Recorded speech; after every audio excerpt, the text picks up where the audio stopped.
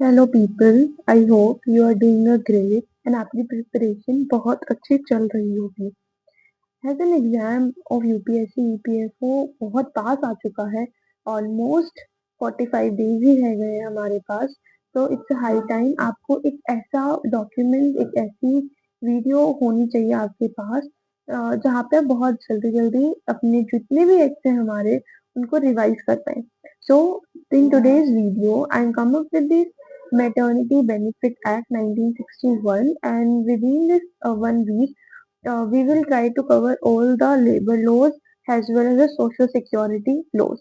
So let's start with today's session, that is Maternity Benefit Act 1961. And also before starting, एक disclaimer ये है कि हम try करेंगे इस वीडियो को अप्रोक्सीमेटली 20 से 22 मिनट्स में रैप अप करने की।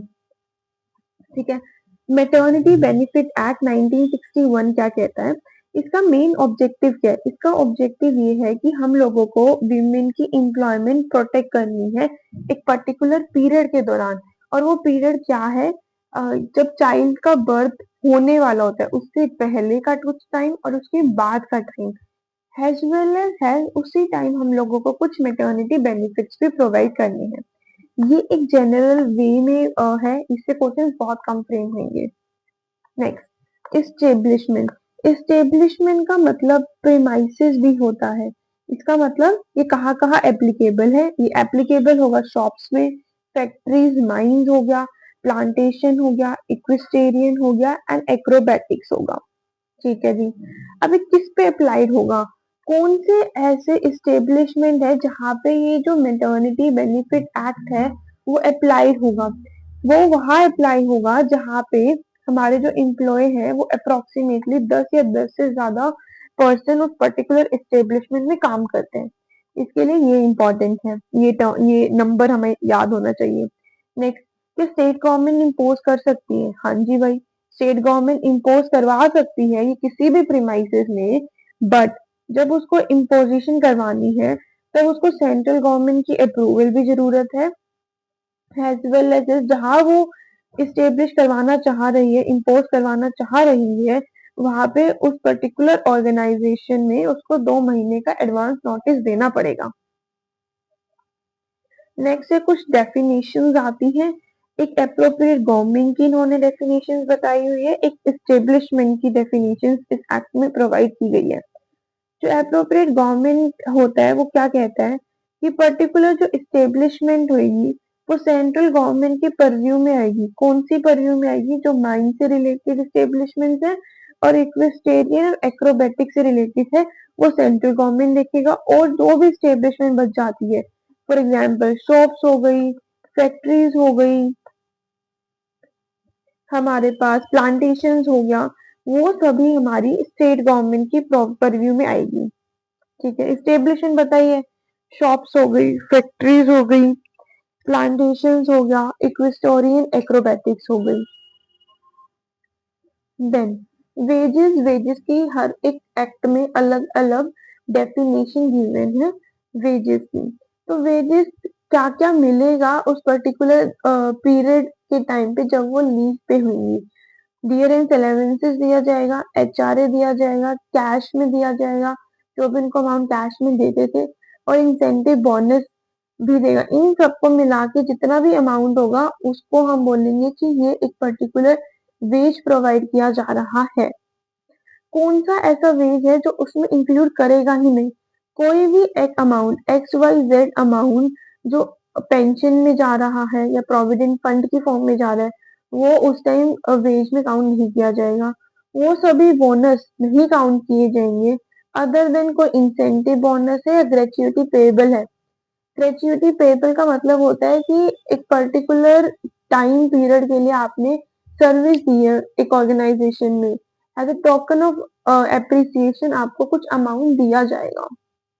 ये दोनों अमाउंट तो आपको दिएंगे, बट और कोई जो बोनस वगैरह, दिवाली बोनस हो गया या ओवर टाइमिंग हो गया, वो आपको इस वेजेस में इंक्लूड नहीं होता। Next, employment prohibition during a certain period में क्या होता है?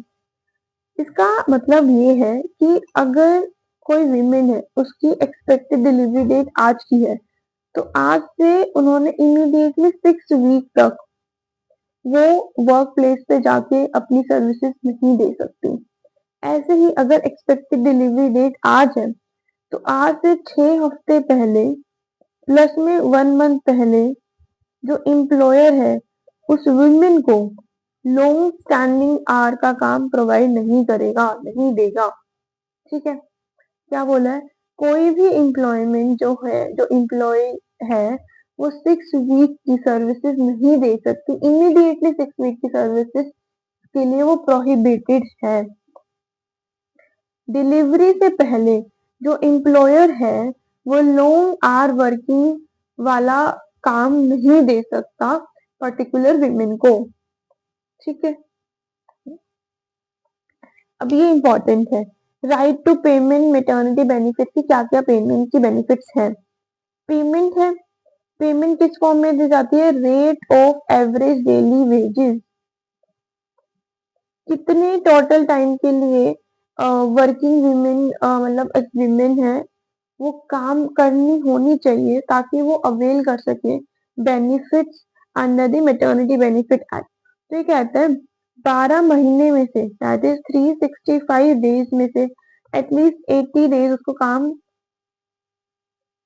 की सर्विस देनी होगी उस पर्टिकुलर इस्टेब्लिशमेंट में। ये जो 12 मंथ होंगे डिलीवरी डेट की एक्सपेक्टेशन से पहले के जो 12 मंथ होंगे वो काउंट होंगे। फॉर एग्जाम्पल अगर डिलीवरी डेट 1 जनवरी 2025 है, तो उससे 1 साल पहले दैट इज 1 जनवरी 2024 से 1 जनवरी 2025 तक उस 1 ईयर में एटलीस्ट विमेन ने 80 डेज काम किया होना चाहिए।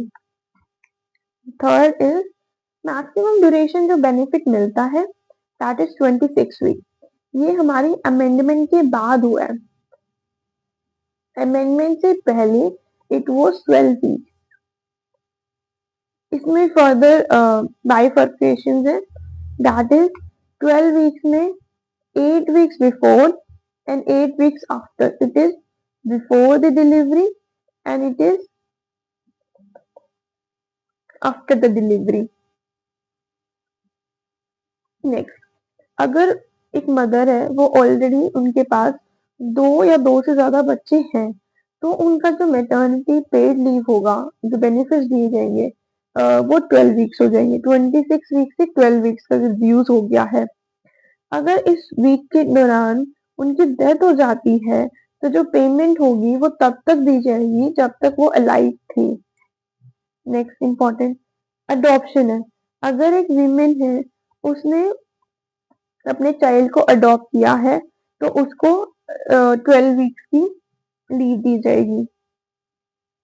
इसमें 3 इंपॉर्टेंट थिंग, वर्किंग डेज की इतनी होनी चाहिए 80, total maximum duration benefit was 26 week, अगर 2 या मोर चिल्ड्रन है तो it will be 12 weeks, adoption किया हुआ है तो 12 वीक्स। अडॉप्शन चाइल्ड है जो जिन्होंने अडॉप्ट किया है उस चाइल्ड को जिसकी जो एज है वो 3 मंथ से छोटा है वो बच्चा, तब आपको लीव दी जाएगी 12 वीक्स की। नेक्स्ट, अगर कोई वीमेन है जो एलिजिबल है उस पर्टिकुलर मैटरनिटी बेनिफिट के लिए और उसकी डेथ हो जाती है, तो जो मनी दी जाएगी वो उसके नॉमिनी को दी जाएगी या फिर कोई भी लीगल रिप्रेजेंटेशन है उसका, उसको दी जाएगी। Next thing is medical bonus क्या हो गया, अगर एम्प्लॉयर प्रोवाइड कर रहा है प्रीनेटल और पोस्टनेटल प्रोवाइड कर रहा है विमेन को, तो उसको 3500 रुपए नहीं दिए जाएंगे। अगर इन केस अगर वो नहीं दे रहा प्रीनेटल और पोस्टनेटल तो उसको 3500 रुपए दिए जाएंगे। सेंट्रल गवर्नमेंट ने उसको इम्पोज करवा सकता है वो मैक्सिमम 20,000 का अमाउंट। नेक्स्ट, एक और इम्पॉर्टेंट प्रोविजन ये है कि अगर पर्टिकुलर वीमेन का मिसकैरेज हो जाता है तो उसको जो लीव दी जाएगी मिसकैरेज के बाद इट इज 6 वीक।